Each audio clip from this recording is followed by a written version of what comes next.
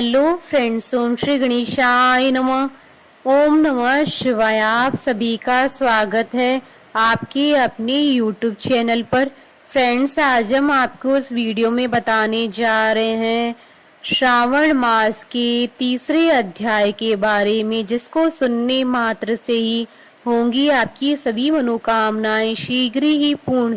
Friends, video शुरू करने से पहले आपसे रिक्वेस्ट है, अगर आप हमारे चैनल पर नए हैं और आपने अभी तक चैनल को सब्सक्राइब नहीं किया है तो प्लीज सब्सक्राइब कीजिएगा चैनल को, साथ ही प्रेस कीजिएगा बेल आइकन को, जिससे नए वीडियो से रिलेटेड नोटिफिकेशन आपको तुरंत प्राप्त हो सके। और वीडियो पसंद आने पर वीडियो को लाइक और शेयर जरूर कीजिएगा, ताकि सभी भक्तों को इस वीडियो का लाभ प्राप्त हो सके। और कमेंट बॉक्स में ओम नमः शिवाय जरूर लिखिएगा। श्रावण मास महात्म सब प्रकार के विघ्नों का नाश करने वाले, सारी सृष्टि का पालन करने वाले श्री गणेश जी तथा ज्ञान की दाता देवी श्री सरस्वती जी तथा सब पुराणों के कर्ता श्री व्यास जी तथा श्री गुरुदेव जी के चरण कमलों में नमस्कार करके भगवान की श्रद्धा और भक्ति रस में डूबे हुए श्रावण मास की कथा कहती हूँ। श्रावण माह में की जाने वाली भगवान शिव की लक्ष्य पूजा का वर्णन सनत कुमार बोले, हे भगवान, आपने श्रावण मासों का संक्षिप्त वर्णन किया। हे स्वामिन, इससे हमारी तृप्ति नहीं हो रही है, अतः आप कृपा करके विस्तार से वर्णन करें, जिसे सुनकर हे सुरेश्वर मैं कृतकृत्य हो जाऊंगा। ईश्वर बोले, हे योगीश, जो बुद्धिमान नक्त व्रत के द्वारा श्रावण मास को व्यतीत करता है वह 12 महीनों में नक्त व्रत करने के फल का भागी होता है। नक्त व्रत में दिन की समाप्ति के पूर्व सन्यासियों के लिए रात्रि में गृहस्थों के लिए भोजन का विधान है। उसमें सूर्यास्त के बाद की 3 घड़ियों को छोड़कर नक्त भोजन का समय होता है। सूर्य के अस्त होने के पश्चात 3 घड़ी संध्या काल होता है। संध्या वेला में आहार, मैथुन, निद्रा और चौथा स्वाध्याय, इन चारों कर्मों का त्याग कर देना चाहिए। गृहस्थ और यति के भेद से उनकी व्यवस्था के विषय में मुझसे सुनिए। सूर्य के मंद पड़ जाने पर जब अपनी छाया अपने शरीर से दुगनी हो जाए, उस समय के भोजन को यति के लिए नक्त भोजन कहा गया है। रात्रि भोजन उनके लिए नक्त भोजन नहीं होता है। तारों के दृष्टिगत होने पर विद्वानों ने गृहस्थ के लिए नक्त कहा है।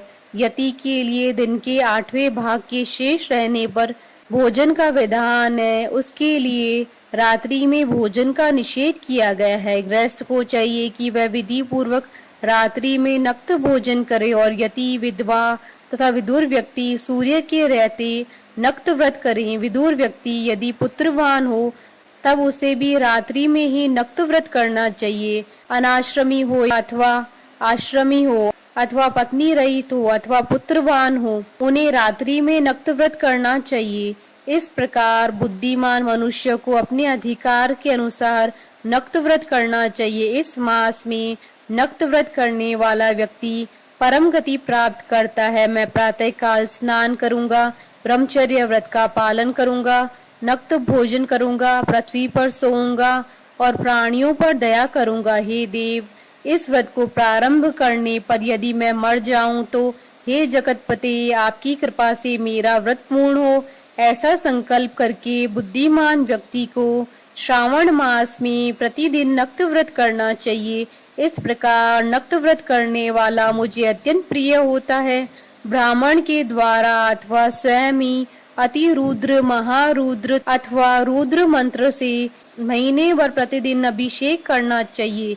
हे वत्स, मैं उस व्यक्ति पर प्रसन्न हो जाता हूँ क्योंकि मैं जलधारा से अत्यंत प्रीति रखने वाला हूँ, अथवा रुद्र मंत्र के द्वारा मेरे लिए अत्यंत प्रीतिकर होम प्रतिदिन करना चाहिए। अपने लिए जो भी भोज्य पदार्थ अथवा सुखोपभोग की वस्तु अति प्रिय हो, संकल्प करके उन्हें श्रेष्ठ ब्राह्मणों को प्रदान करके स्वयं महीने भर उन पदार्थों का त्याग करना चाहिए।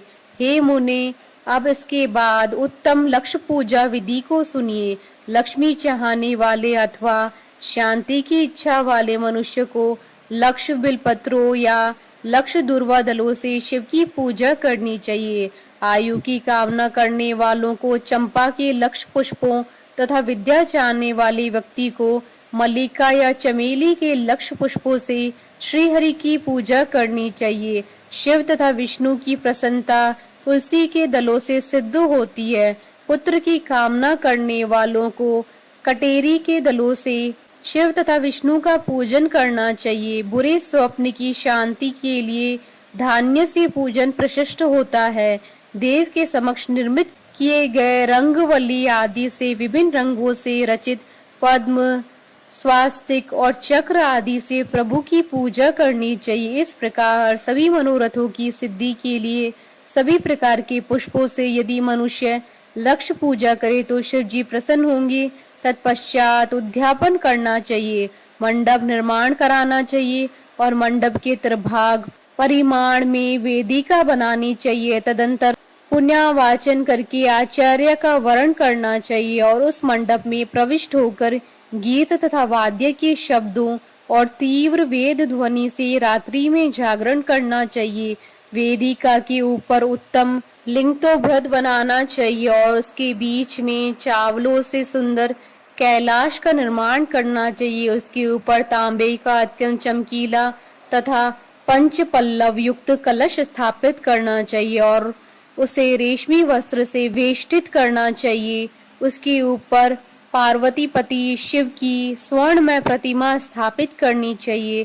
तत्पश्चात पंचामृत पूर्वक धूप दीप नैवेद्य से उस प्रतिमा की पूजा करनी चाहिए और गीत वाद्य नृत्य तथा वेद शास्त्र तथा पुराणों के पाठ के द्वारा रात्रि में जागरण करना चाहिए। इसके बाद प्रातःकाल भली भांति स्नान करके पवित्र हो जाना चाहिए और अपनी शाखा में निर्दिष्ट विधान के अनुसार वेदी का निर्माण करना चाहिए। तत्पश्चात मूल मंत्र से या गायत्री मंत्र से या शिव के सहस्त्र नामों के द्वारा तिल तथा घृत मिश्रित खीर से होम करना चाहिए अथवा जिस मंत्र से पूजा की गई है उसी से होम करके पूर्णाहुति डालनी चाहिए। इसके बाद वस्त्र अलंकार तथा भूषणों से भली भांति आचार्य का पूजन करना चाहिए। तत्पश्चात अन्य ब्राह्मणों का पूजन करना चाहिए और उन्हें दक्षिणा देनी चाहिए।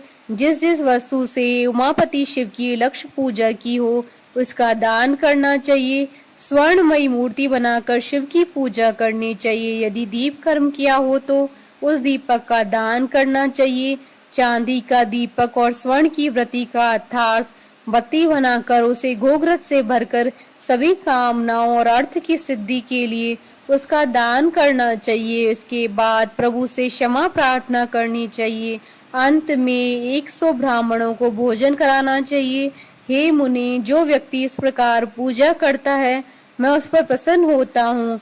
उसमें भी जो श्रावण मास में पूजा करता है उसका अनंत फल मिलता है। यदि अपने लिए अत्यंत प्रिय कोई वस्तु मुझे अर्पण करने के विचार से इस मास में कोई त्यागता है तो अब उसका फल सुनिए। इस लोक में तथा परलोक में उसकी प्राप्ति लाख गुना अधिक होती है। सकाम करने से अभिलिषित सिद्धि होती है और निष्काम करने से परम गति मिलती है। इस मास में रुद्राभिषेक करने वाला मनुष्य उसके पाठ की अक्षर संख्या से एक एक अक्षर के लिए करोड़ों करोड़ों वर्षों तक रुद्र लोक में प्रतिष्ठा प्राप्त करता है। पंचामृत का अभिषेक करने से मनुष्य अमरत्व को प्राप्त करता है। इस मास में जो मनुष्य भूमि पर शयन करता है उसका फल भी सुनिए। हे द्विज श्रेष्ठ, वह मनुष्य 9 प्रकार के रत्नों से जड़ी हुई सुंदर वस्त्र से आच्छादित बिछे हुए कोमल गद्दे से सुशोभित देश तकियों से युक्त रम्य स्त्रियों से विभूषित रत्न निर्मित दीपों से मंडित तथा अत्यंत मृदु गरुड़ाकार प्रवाल मणि निर्मित अथवा हाथी दांत की बनी हुई अथवा चंदन की बनी हुई उत्तम तथा शुभ शैया प्राप्त करता है। इस मास में ब्रह्मचर्य का पालन करने से वीर्य की दृढ़ पुष्टि होती है। ओज बल शरीर की दृढ़ता और जो भी धर्म के विषय में उपकारक होते हैं वह सब उसे प्राप्त हो जाते हैं। निष्काम ब्रह्मचर्य व्रति को साक्षात ब्रह्म प्राप्ति होती है और सकाम को स्वर्ग तथा सुंदर देवांगनाओं की प्राप्ति होती है। इस मास में दिन रात अथवा केवल दिन में अथवा भोजन के समय मौन व्रत धारण करने वाला भी महान वक्ता हो जाता है। व्रत के अंत में घंटा और पुस्तक का दान करना चाहिए। मौन व्रत के महात्म से मनुष्य सभी शास्त्रों में कुशल तथा वेद वेदांग में पारंगत हो जाता है तथा बुद्धि में बृहस्पति के समान हो जाता है। मौन धारण करने वाले का किसी से कलह नहीं होता है, अतः मौन व्रत अत्यंत उत्कृष्ट है। इस प्रकार श्री स्कंद पुराण के अंतर्गत ईश्वर सनत कुमार संवाद में श्रावण मास महात्म्य, नक्त व्रत, लक्ष्य पूजा, भूमि शयन, मौन व्रत आदि कथन नामक तीसरा अध्याय पूर्ण हुआ। बोलिए भगवान शंकर, माता पार्वती जी की जय। हमारे साथ इस वीडियो में अंत तक बने रहने के लिए आपका धन्यवाद। ओम श्री गणेशाय नमः। ओम नमः शिवाय।